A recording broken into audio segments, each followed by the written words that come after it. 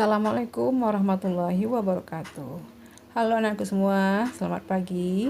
Jumpa lagi dengan Bu Neti ya, di ruang belajar IPA kelas 9. Kali ini kita akan lanjutkan materi tentang listrik statis.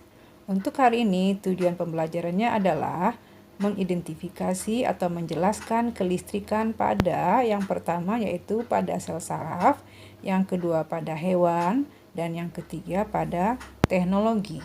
Nah, untuk itu silakan kamu simak baik-baik. Oh ya, sebelumnya untuk mengingatkan kita pada pelajaran minggu yang lalu, Ibu punya lagu nih. Silakan ya, kamu dengar lagunya dan nanti kamu bisa mengulangnya.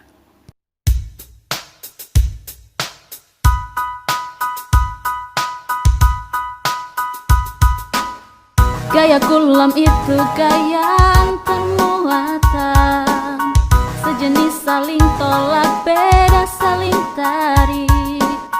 Medan listrik arahnya seperti setan, jauhi positif, dekati yang negatif. Gaya FK di kiper air kuadrat. Medan listrik gaya permuatan uji, EP potensial, F kali R jarak, potensial V medan kali R jarak, atau EP per Q uji, Q uji, P per Q uji.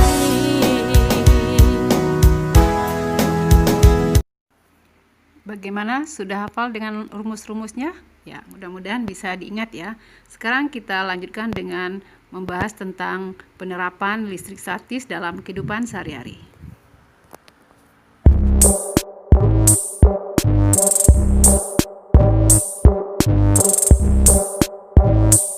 Tahukah kamu mengapa kita dapat merasakan sakit ketika dicubit?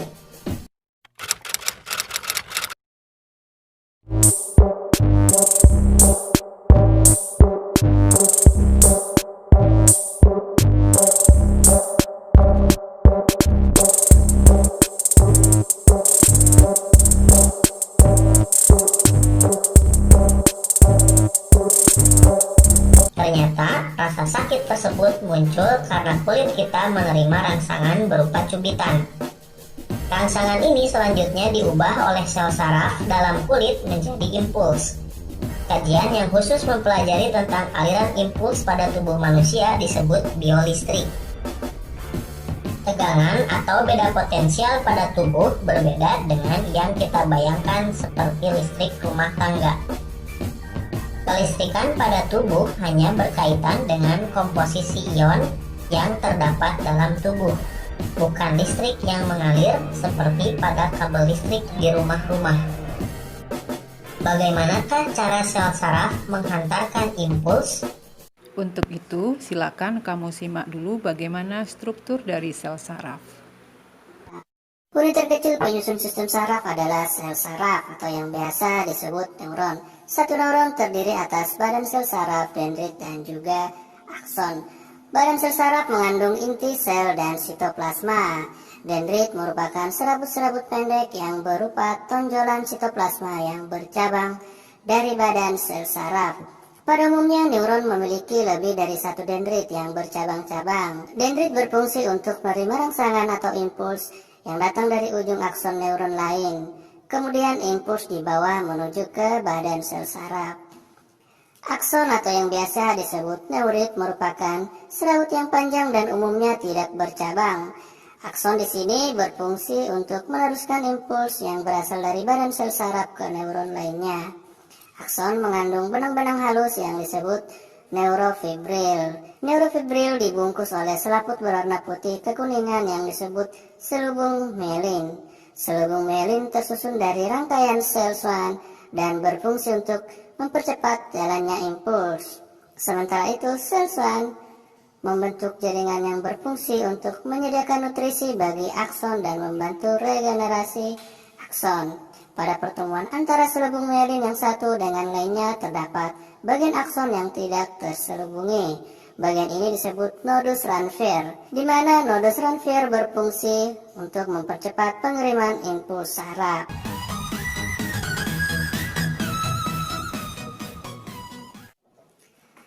Sel saraf berfungsi menerima dan meneruskan atau mentransmisikan rangsangan dalam bentuk pesan listrik atau yang disebut impuls. Impuls berjalan sepanjang neuron dalam satu arah. Pada dendrit terdapat berbagai sensor yang berfungsi menerima segala bentuk rangsangan dan mengubahnya menjadi sinyal listrik. Dendrit membawa impuls menuju badan sel saraf. Jika rangsangan atau stimulus cukup kuat, sinyal listrik tersebut akan diteruskan ke akson. Hubungan antara akson dari suatu neuron dengan dendrit dari neuron yang lain disebut sinapsis. Bagaimana proses penghantaran impuls dari satu neuron ke neuron lainnya dalam tubuh kita sampai impuls mencapai tempat tujuan? Mari kita simak video berikut ini. Oke, kita sudah mendapatkan gambaran dari struktur sel syaraf. Tetapi, bagaimana dengan transmisi impulsnya? Bagaimana caranya otak kita menyuruh jempol kita misalnya untuk bergerak? Di awal, melalui suatu mekanisme yang kompleks, otak kita membentuk sesuatu yang bernama potensial aksi dan meneruskannya sepanjang syaraf yang bertanggung jawab untuk menggerakkan jempol. Di dalam syaraf ada beberapa kabel, dan di dalam kabel-kabel ini terdapat sel syaraf.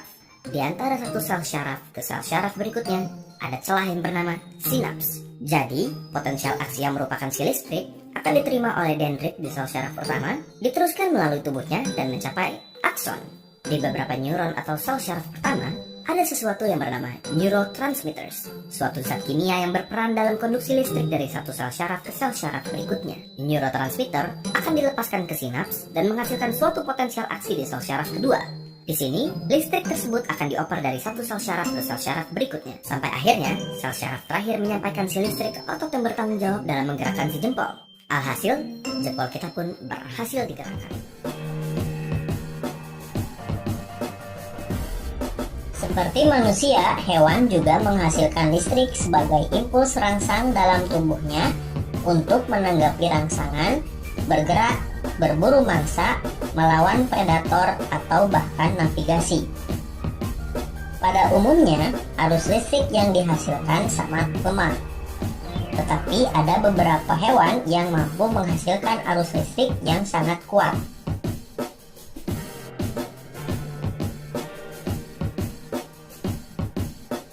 Ikan belalai gajah memiliki mulut yang panjang menyerupai bentuk belalai gajah. Ikan ini dilengkapi dengan organ khusus yang disusun oleh ribuan sel elektroplaks pada bagian ekor yang mampu menghasilkan listrik statis bertegangan tinggi. Sel elektroplaks merupakan sel yang menghasilkan muatan negatif pada bagian dalam dan muatan positif pada bagian luar saat ikan belalai gajah dalam keadaan beristirahat. Arus listrik akan muncul pada saat otot ikan berkontraksi dan pada saat yang bersamaan ikan mampu mendeteksi keberadaan predator dan mangsa.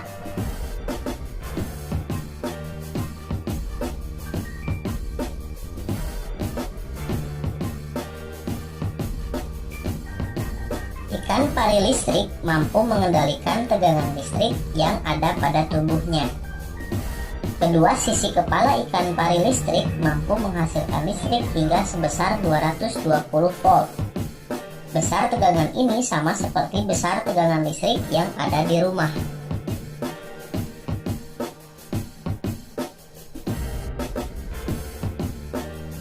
Hiu kepala martil memiliki ratusan ribu elektroreseptor atau sel penerima rangsang listrik. Hiu kepala martil mampu menerima sinyal listrik hingga 0,5 miliar volt. Hiu kepala martil biasa menggunakan kemampuan mendeteksi sinyal listrik untuk mengetahui letak mangsa di bawah pasir, menghindari keberadaan predator, dan untuk mendeteksi arus laut yang bergerak sesuai medan magnet bumi.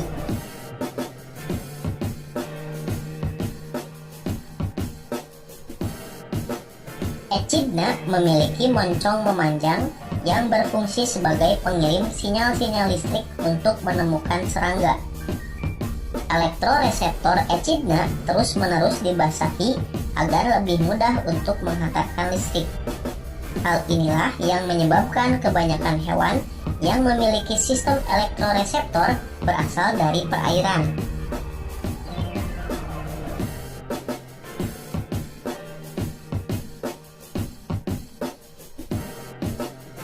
Penelitian menunjukkan bahwa balut listrik dapat menghasilkan kejutan tanpa lelah selama 1 jam. Besarnya jumlah energi listrik yang dihasilkan diyakini dapat menyebabkan kematian pada manusia dewasa.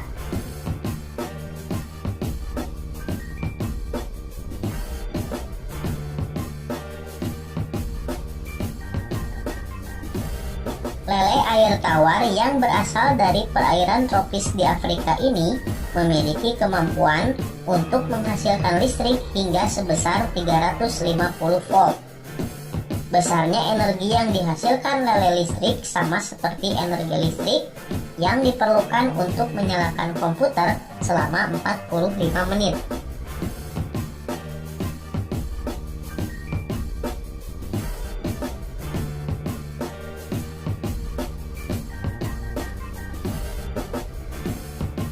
Pengendap elektrostatis berfungsi untuk membersihkan gas buang yang keluar melalui cerobong asap agar tidak mengandung partikel-partikel kotor yang dapat mencemari udara. Komponen utama yang ada pada alat ini adalah kawat yang bermuatan negatif dan plat logam yang bermuatan positif. Pada saat asap kotor melewati kawat, beberapa partikel abu akan bermuatan negatif. Setelah itu, plat logam yang bermuatan positif akan menarik partikel abu tersebut sehingga membentuk jelaga yang mudah dibersihkan.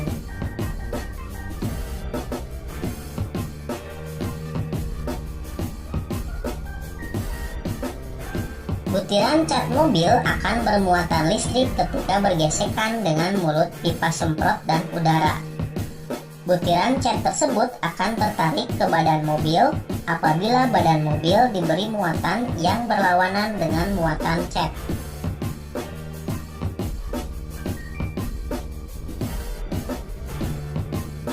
Selain menerapkan konsep optik, mesin fotokopi juga menerapkan konsep listrik statis. Komponen utama pada mesin fotokopi yang menerapkan listrik statis adalah penggunaan toner atau tempat bubuk hitam halus.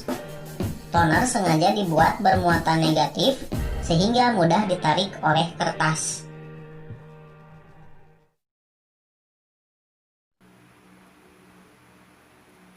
Demikianlah anak-anak pembahasan materi kita pada hari ini, dan selanjutnya silahkan kamu kerjakan kuis yang ada di psikologi. Kemudian untuk informasi minggu depan kita akan bersiap-siap mengadakan ulangan harian. Terima kasih. Assalamualaikum warahmatullahi wabarakatuh.